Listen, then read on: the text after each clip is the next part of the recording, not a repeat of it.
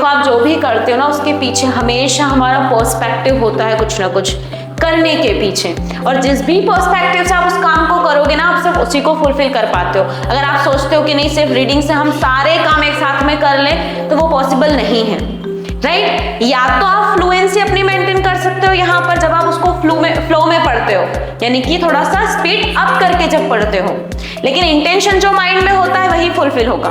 चीजें हम बहुत सारी वहां पर कवर करते हैं, लेकिन इंटेंशन एक अगर आप लेकर के चलोगे तो वही फुलफिल होगा, बाकी की सारी चीजें आप भूल जाते हो, और ऐसा होता है, राइट। लेकिन जब आप फ्लो में इसको पढ़ोगे ना तो आपके टंग पर वर्ड्स भी सेट होने लगेंगे, और जो हम अटक जाते हैं बोलते टाइम, बार बार जो अटक जाते हैं, वर्ड्स माइंड में नहीं आते, वो सारी चीजें भी यहाँ पर फुलफिल हो जाएगी। जब आप रीडिंग करते हो ना तो उसको कोशिश किया करो कि फ्लो में रीड करो, कम पढ़ो लेकिन उसको फ्लो में पढ़ने की कोशिश किया करो। जैसे हम कुछ फिलर वर्ड्स वहाँ पर यूज करते हैं, या फिर ऐसा कि अटक अटक के पढ़ रहे हैं, पहली बात तो उसको लाउडली पढ़ना है, और दूसरी बात कि उसको फ्लो में, क्योंकि हम भूल जाते हैं, हम कर सकते हैं लेकिन करते करते हम भूल जाते हैं कि अच्छा हमें ऐसा करना है। So intentionally you have to do this.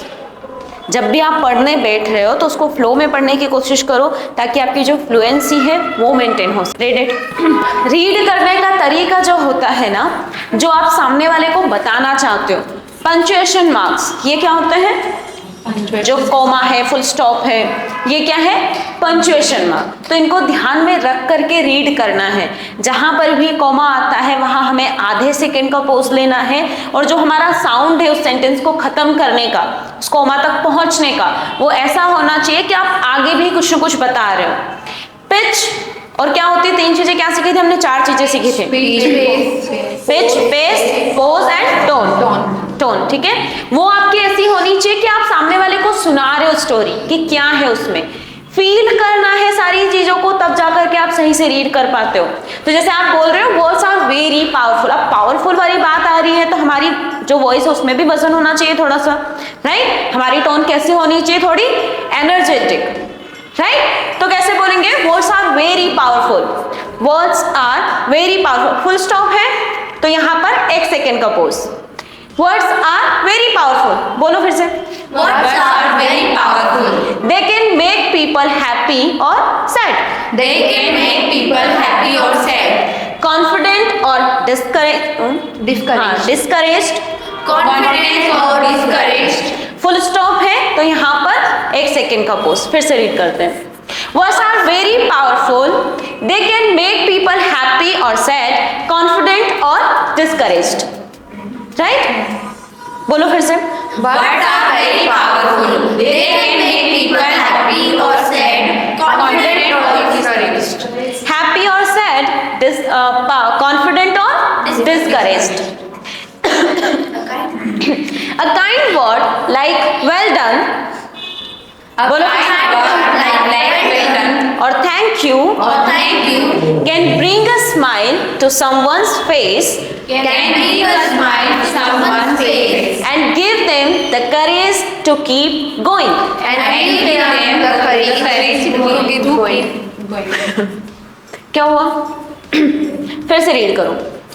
A kind word, पूरा पढ़ना, like well done or thank you can bring a smile to someone's face and give them the courage to keep going. ठीक है। देखो ऐसे words जो कि आप लोगों को बताना चाहते हो, ठीक है। अब यहाँ पर जैसे आप इसको बता रहे हो कि जो आपके जो वर्ड्स हैं ना वो सामने वाले को क्या दे सकते हैं? करेज दे सकते हैं उनको, हैप्पीनेस दे सकते हैं उनको, राइट। या फिर क्या दे सकते हैं? Can bring a smile to someone's face and give them the courage to keep going, ठीक है। उनके फेस पर स्माइल ला सकते हैं, उन्हें करेज दे सकते हैं। तो यहाँ पर हमारे लिए इंपॉर्टेंट क्या है? चीजें क्या है? Can bring a smile, right. ये चीज हमारे लिए इंपॉर्टेंट है, ये हम बताना चाहते हैं सामने वाले को। Can bring a smile to someone's face and give them the courage. यहां पर हमारी पिच को थोड़ा सा हमें हाई करना है, राइट। तो जैसे आप रीड कर रहे हो अ काइंड वर्ड लाइक, अब लाइक के बाद में ये जो इन्वर्टेड कॉमा में लिखा हुआ है, यानी कि ये क्या है? मोस्ट इंपॉर्टेंट है, कुछ न कुछ बात है इसमें जो कहने वाली है। तो जब आप रीड करते हो तो यहाँ पर तो हमारे पास इन्वर्टेड कॉमा होता है, लेकिन जब आप किसी को बोलते हैं ना आप ये वाले गेस्चर्स दिखाते हो, मोस्ट इंपॉर्टेंट, देखिए बहुत ज्यादा इंपॉर्टेंट, या फिर एज इट इज जब आप डायरेक्ट स्पीच का यूज करते हो तो वहां पर भी आप इनका यूज करते हो। तो जैसे आपने बोला अ काइंड वर्ड, कोमा है आधे सेकेंड के लिए, a kind word like well done और thank you can bring a smile to someone's face and give them the courage to keep going, full stop. Go ahead. On the other hand, rude or harsh words can hurt someone feel upset. Okay अब यहाँ पर ये जो है ना on the other hand, यानी कि हम इसकी दूसरी साइड बता रहे हैं, on the other hand, right, और वही दूसरी तरफ हिंदी में भी तो हम ऐसे बोलते हैं ना, so on the other hand rude और harsh words can hurt feelings and make someone feel upset, full stop.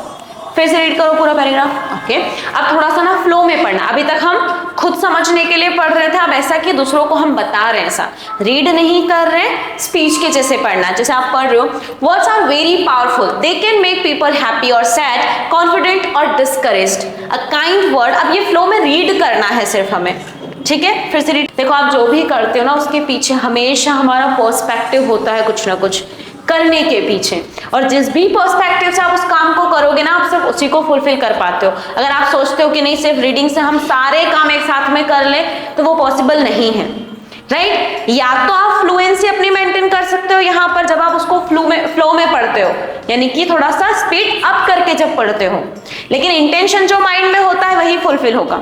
चीजें हम बहुत सारी वहां पर कवर करते हैं, लेकिन इंटेंशन एक अगर आप लेकर के चलोगे तो वही फुलफिल होगा, बाकी की सारी चीजें आप भूल जाते हो, और ऐसा होता है, राइट। लेकिन जब आप फ्लो में इसको पढ़ोगे ना तो आपके टंग पर वर्ड्स भी सेट होने लगेंगे, और जो हम अटक जाते हैं बोलते टाइम, बार बार जो अटक जाते हैं, वर्ड्स माइंड में नहीं आते, वो सारी चीजें भी यहाँ पर फुलफिल हो जाएगी।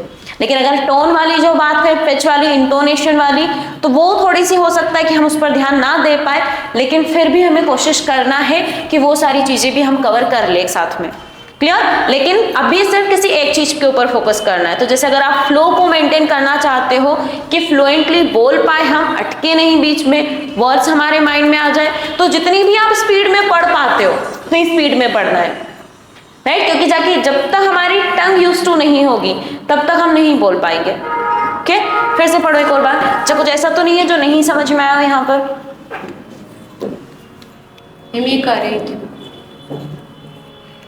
कहाँ है? करेज यानी कि हिम्मत देना उनको, है ना, कुछ करने की, कि हाँ कर सकते हो।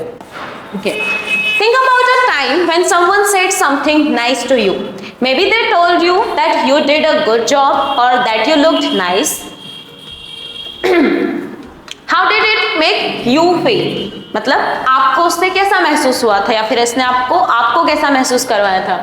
Now think about the last time someone said something unkind, it didn't feel good, right, कि क्वेश्चन टैग आ गया हमारा, डिड इट, आप ऐसे भी बोल सकते हो, it didn't feel good, did it, that's why it's important to choose your words carefully. फिर से रीड करो एक और बार। एक्सप्रेशन, रीड करते टाइम भी हमारे साथ में एक्सप्रेशंस होने चाहिए। You have to feel everything, जब तक आप उसको फील नहीं करोगे एक्सप्रेशन नहीं निकलेंगे, राइट। समझ में तो आ रहा है ना कि क्या हो रहा है, इसमें क्या बात चल रही है?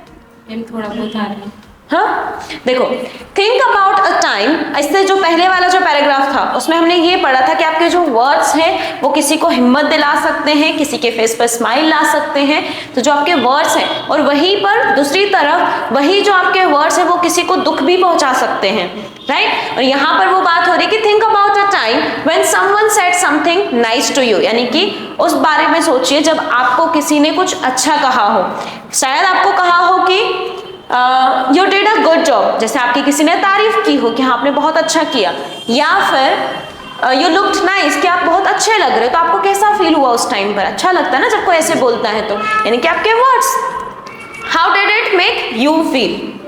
Now think about the last time someone said something unkind, यानी कि कुछ ऐसा कहा हो जो आपको अच्छा नहीं लगा हो, it didn't feel good, right, मतलब आपको अच्छा नहीं लगा होगा उस टाइम पर, है ना। That's why it's important to choose your words carefully, यानी कि इसीलिए बहुत ज़रूरी है कि आप जो भी अपने वर्ड्स बोलते हो उसे आप केयरफुली चूज़ करो, क्योंकि हमें नहीं पता होता है बोलते टाइम, लेकिन सामने वाले को पता होता है कि आपने उसे क्या बोला है।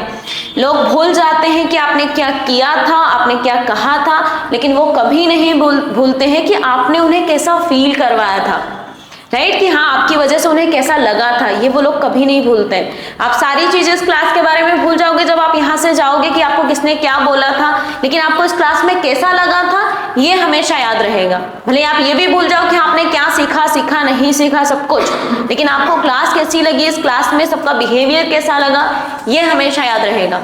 So this is the words power. Words can also inspire people. Inspire means कि उनको प्रेरित करना, कि कुछ करने के लिए बढ़ावा देना उन्हें। A simple sentence like you can do it might encourage someone to try harder or not give up. जैसे कि क्लास के अंदर अगर कोई नहीं कर पाता है तो सब लोग क्या बोलते हैं कि हाँ आप कर सकते हो, करो थोड़ा सा और करो, तो इससे क्या होता है उनके अंदर थोड़ा सा मोटिवेशन बढ़ जाता है और हिम्मत आ जाती है कि हाँ करना है मुझे, right? Someone to try harder or not give up.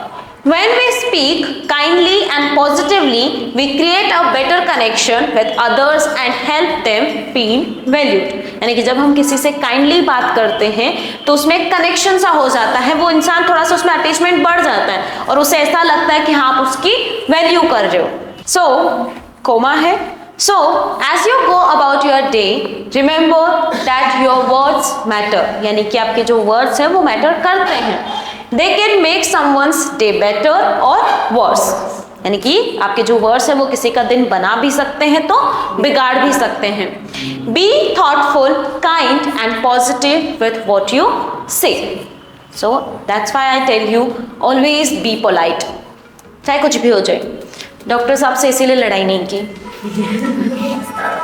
ठीक है भाई, आप अपनी गाड़ी यहाँ पार्क कर दो। Clear? Okay, now who wants to explain it?